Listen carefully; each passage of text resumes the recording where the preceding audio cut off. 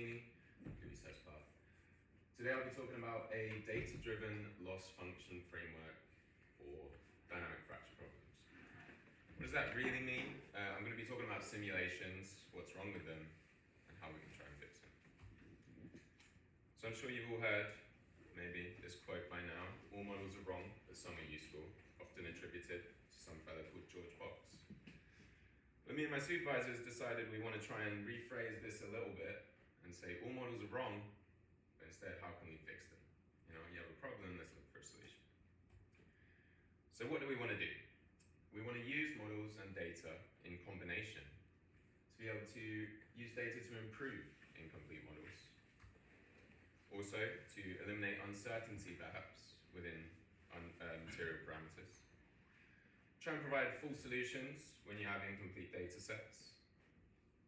And also, try to extract unmeasurable quantities from data. So get data to tell us more than it necessarily wants to at face value. The last thing here I'll speak about a bit later, but in terms of fracture specifically, try and infer nonlinear nucleation dynamics. We'll get to that. So, what's our problem? Here we have two planes with different material properties undergoing a constant far-field loading with tau naught. This is 2D, obviously. And here we have an interface in the middle that's completely bonded. This is at time equals 0. Then as time goes on, as we keep pulling these two planes apart, then our interface breaks and we get some displacement. We get this delta here is our displacement discontinuity at the interface. So here we have a broken region where the interface is debonded, but still intact above it.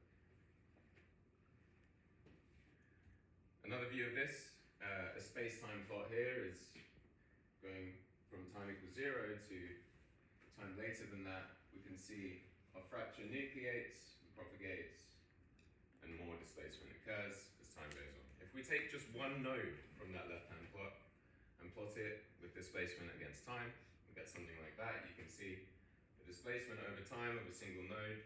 Before it nucleates, is pretty stable, then it shoots up when the fracture reaches that node.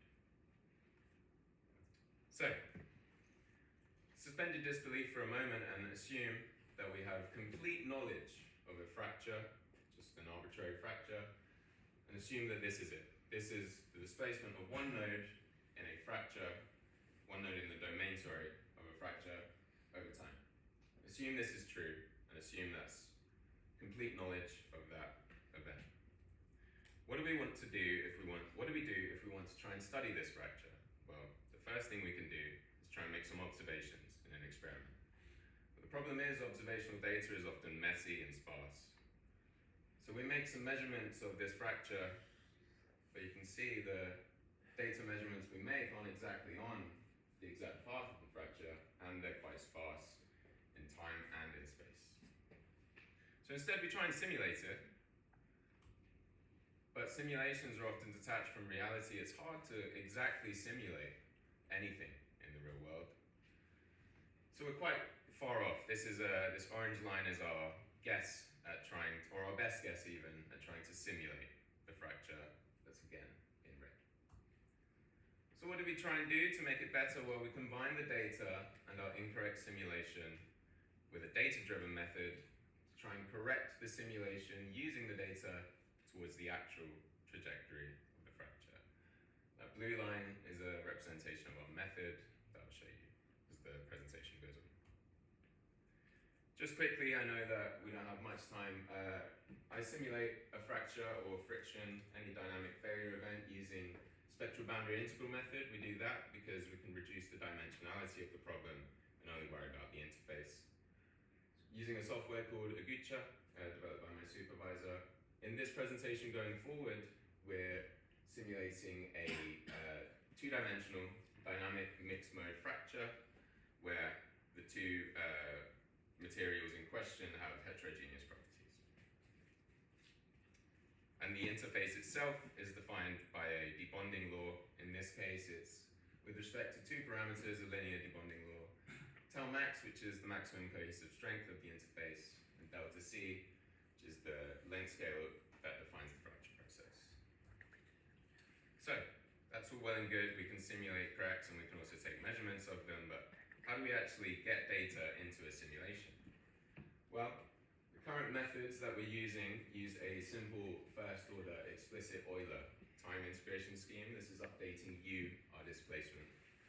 So in the displacement update, it's good, it's fast, and it's efficient, but it is blind to data. We wanted to try and find a way to kick data into there. So what do? We build a new time integration scheme that is data-driven. We do that first by defining two loss functionals, one for the simulation itself and one for data measurements. So, the one for the simulation itself, this is a total loss functional. It's the sum of losses between the calculated velocity and the first-order finite difference approximant. So effectively a measure of error within the simulation displacement update. And the total loss functional for the data that we use is using something called the Mahalanobis norm. That sigma squared term there is a measure of noise within the data set that we have. W is a weight that can be varied. And here, simply it's a measure of distance between our simulation results and the experiment. So how do we actually make a time integrator out of these things? Well, we combine them and then minimize it. To be more general with our notation, we have D, which is a finite difference. D is our exact time integrator, D tilde is our finite difference approximant, and R is the residual between them. Here V is our velocity in this case, but it can be any test function. So our minimization looks like this, and once we combine them, we get something like this. Lots of symbols, very scary, but effectively, if we have data in our data set for a given spatial or temporal node, then we use this lovely guy here, which is effectively the same Euler integration scheme, but with the influence of data here. So this Y is our data measurement at a given node and a given time. If we don't have data, then we can't use it, obviously. So we refer back to the original time integration scheme, which is the first order explicit Euler. So what does this actually imply? Like, intuitively, does it make sense? If we have unreliable data, then this sigma squared value, the covariance of the data, will be very large. And if we take it to go to infinity, then you'll see this term here disappears, this data influence term, and instead it resolves to just the standard Euler scheme, which makes sense. If we don't trust our data at all, why would we use it? And again, if we don't have any data, the same thing happens. Can't use it if we don't have it. If, however, the noise within our data set is really, really small, we really, really trust it, then this expression resolves to pretty much just the data measurement. We update our displacement by literally inserting the data measurement if it's good enough. Which makes sense. If our data is good, why wouldn't we just use it instead? We don't need to simulate anything. So, in order to validate this time integration scheme, we do a few things. And here I'll be talking about synthetic data that I've made, but we are extending it to real laboratory experiments. The first thing we do is simulate a perfect ground truth. That's our red line that you saw before. It's what we're aiming for, assuming we have full knowledge of it. And from this ground truth, we then take sparse, noisy data measurements, which is our data set. And then we simulate an incorrect baseline. What we do is we perturb the material parameters of our ground truth, and that's again our orange line that you saw before. It's the one that was far away. It's our best guess at simulating the real crack. And then we compare these with our data-driven simulations. So using the perturbed baseline, we then use our data-driven method with the data set that we've generated and see if our simulation gets any better, any closer to our ground truth. And we test this in a few different cases. We see how sparsity, both spatially and temporally, affects our simulations, as well as the sensitivity of our method to the parameters we introduced, the noise covariance and the weight. The last thing is nucleation inference. Again, we'll talk about that later.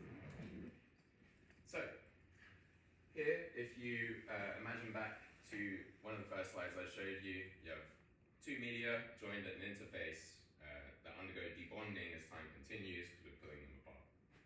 That's this. This red line is our ground truth, underneath it is our incorrect simulation, but this is our simulation or fracture at time equals 0. And if we start the simulation, you can see our fracture nucleates and grows. Again, as it spreads, you'll be able to see, but red is what we're aiming for. That's our perfect ground truth. Orange is where we're going from. That's our incorrect simulation. And in between, you can see with the lovely rainbow colors our data-driven simulations. Each line represents a different simulation with a varying amount of data. So we feed it more data, these simulations correct towards the ground truth more and more, which makes sense and validates the method, because if we have more data, we can jump towards the ground truth even better. And yeah, you can see by the end of it, our trajectories are corrected pretty well, and the more data we have, the more it converges. So again, orange is what we're going from, red is what we're aiming for, and with the data-driven simulations following that blue line, we can see with less data sparsity, the simulations get better. And again, varying spatial sparsity here, keeping temporal sparsity constant, you can see the similar trend of convergence.